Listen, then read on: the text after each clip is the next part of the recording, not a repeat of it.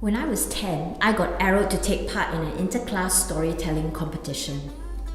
I still don't know what possessed that teacher to choose me.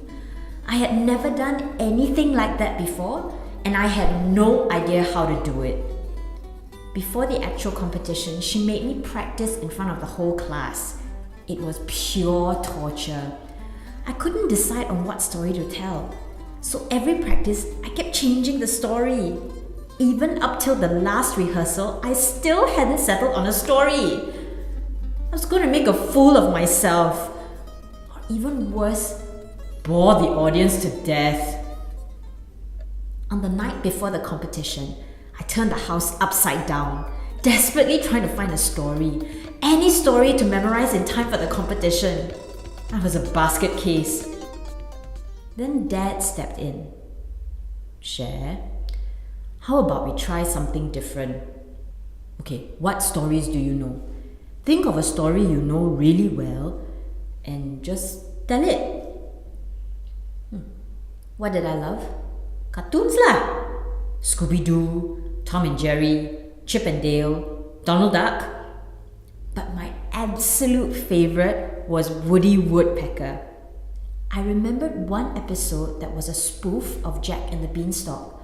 So I just told Dad that story, in my own way, mimicking the voices, painting pictures of the story that I saw unfolding in my head, bringing those characters to life. On the day of the competition, I remember stepping on that humongous, empty, dark brown stage, feeling so tiny, far too nervous to even look at the audience. I started okay, but halfway through, I suddenly broke out into laughing fits.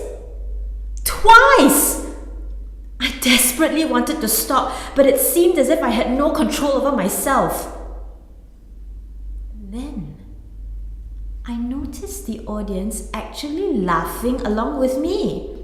Even the 3 judges looked mildly amused.